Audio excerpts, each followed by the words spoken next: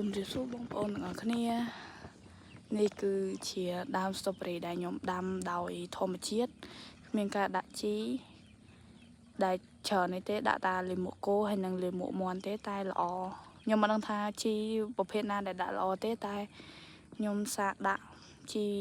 ពីរប្រភេទហ្នឹងឃើញគ្រាន់បើដែរ strawberry ខ្ញុំដាំហ្នឹងមានប្រហែល20គុំជាងទេតែល្អរៀងល្អល្មមមិនល្អណាស់ណាដោយសារយើងដាំធម្មជាតិខ្ញុំមួយរយៈហ្នឹងក៏បាត់វីដេអូយូរដែរដោយសារមានបញ្ហាសេវាទូរស័ព្ទនៅនេះរៀងដាច់ចឹង